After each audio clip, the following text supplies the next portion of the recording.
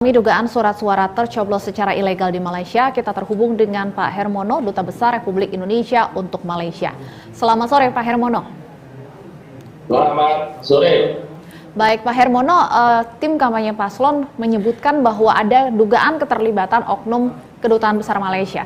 Seperti apa kemudian langkah yang sudah dilakukan oleh Kedubes Malaysia sejauh ini? Apakah sudah ada investigasi dan seperti apa hasilnya? Baik, terima kasih. Pertama ingin saya tegaskan dulu bahwa yang menyelenggarakan pemilihan umum di luar negeri adalah PPLN dan Panwaslu. Fungsi KBRI di sini, termasuk fungsi saya, adalah melakukan supervisi secara monitoring begitu, memberikan fasilitasi dan juga dukungan agar PPLN dan Panwaslu dapat melaksanakan tugasnya dengan baik, ya, termasuk berkoordinasi dengan Kepolisian Malaysia, dengan Kementerian Luar Negeri Malaysia, dan lain-lain. Jadi saya kira untuk kasus ini kita masih melakukan pendalaman. Saya pribadi tadi sudah meminta klarifikasi kepada pihak POS, ya. Jadi sama harap sampai kasus ini terang agar tidak membuat spekulasi-spekulasi yang tidak berdasar, ya. Dan dapat juga saya laporkan bahwa untuk tidak mengulangi peristiwa 2019, di mana waktu itu juga ada kebocoran pos yang sifatnya masif, PPLN dan KPU untuk pemilu 2014 ini menggunakan pos tercatat. Dengan pos tercatat, ini maksudnya adalah agar bisa di-tracking perjalanan pos itu sampai di mana dan siapa yang menerimanya. Nah, ini yang dilakukan oleh PPN dengan mengirimkan pos tercatat. Tetapi, sebagaimana kita ketahui, ada video beredar yang menunjukkan ada surat suara yang dicoblos oleh pihak-pihak tertentu yang kita tidak tahu. Saya juga sudah meminta Kepolisian Malaysia untuk melakukan pendalaman dan mencari barang bukti itu, termasuk siapa yang melakukan itu. Jadi kita sampai saat ini masih melakukan pendalaman lah, ya, mencari informasi lebih jauh. Ini yang sudah kita lakukan. Baik, tapi apakah Anda sudah mendapat informasi atau mungkin mengenali Pak lokasi dari video dan foto yang viral di media sosial ini?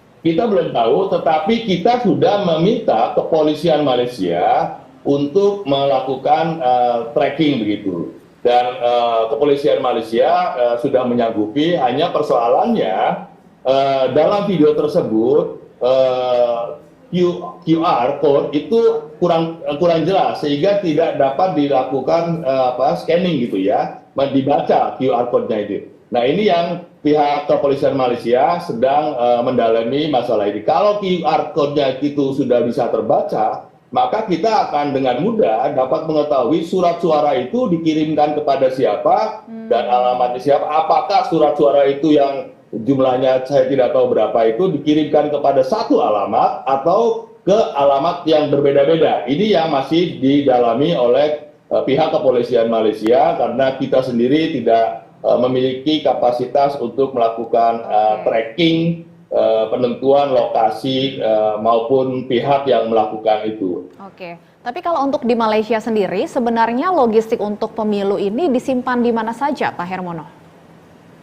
Untuk bahan-bahan logistik, semua disimpan di KBRI dalam suatu ruangan, dan itu dikunci dengan ada 3 kunci. Ya, yang pegang kunci itu ada PPN, ada Panwaslu, dan juga ada pihak keamanan KBRI. Jadi gudangnya itu, tempatnya itu dibuka oleh 3 orang itulah yang memegang kunci itu. Artinya dalam video yang beredar ini adalah surat suara yang sudah dikirimkan, ya, dari Kedutaan Besar, sudah dikirimkan melalui pos begitu? Ya, jadi yang melalui pos itu ada 156.000 sekian. Ya. Dari jumlah tersebut, 80 ribuan itu sudah kembali ke KBRI karena alamatnya tidak dikenal. Ya. Lalu ada juga yang sekitar 12.000 itu sudah dikirimkan oleh penerima ke kantor pos, tetapi belum sampai di kantor pos. Nah, masih ada sisa suara yang belum kembali ke kantor pos, itu sebanyak sekitar 68.000 itu sudah dikirimkan oleh kantor pos kepada alamat, namun belum kembali ke kantor pos. Karena pengembalian surat suara itu dilakukan melalui kantor pos atau diantar sendiri oleh pemilih gitu, penerima ke KBRI, itu juga boleh. Tetapi yang sekarang kita sedang tracking adalah 68.000 surat suara yang sudah keluar dari kantor pos tetapi belum kembali ke kantor pos sebanyak 68.000, dan itu sudah dikirimkan oleh pihak pos sejak tanggal 11 Januari. Jadi sudah cukup lama. Ini agak aneh juga. Kenapa tidak kembali ke kantor pos dalam waktu yang 3 minggu ini? Ya, ini kita sedang cari tahu juga. Data-datanya sudah saya minta ke pihak pos. Nanti pihak pos akan mengirimkan data-data itu. Nanti kita akan melakukan tracking 68.000 itu dikirimkan kepada siapa saja.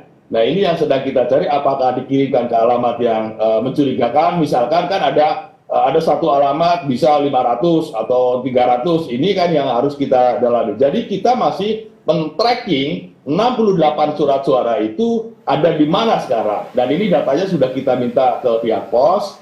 Nanti pihak pos akan mengirimkan ke KBRI dan dalam hal ini PPLN tentunya, dan kita akan bantu melakukan tracking 68.000 keberadaannya ada di mana. Baik, jadi kalau video dan foto yang beredar ini benar di Malaysia, kemungkinan besar adalah surat suara di 68.000 yang sudah dikirimkan namun belum dikembalikan melalui kantor pos, begitu ya Pak?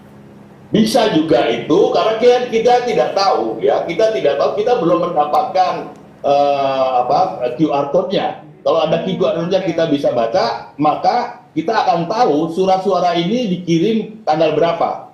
Karena kita pengirimannya ke kantor pos itu bergerombang, tidak sekaligus 156.000, tapi ada melalui beberapa tahapan ya.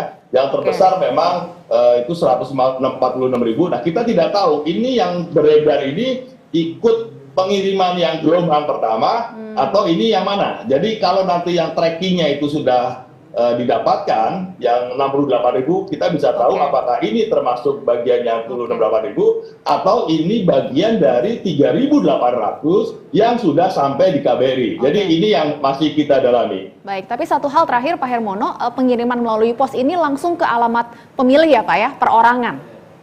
Ya, tentu di alamat pemilih ada yang nama apartemen, ada juga alamat pemilih yang perusahaan. Jadi dia bekerja situ, beda diantarkan ke perusahaan ada juga. Baik. Ada juga di perusahaan kita temukan ada sekitar 200 yang dikirimkan ke perkebunan, tetapi 200 orang itu sudah tidak bekerja karena datanya ini kan data sebelum COVID, Mbak.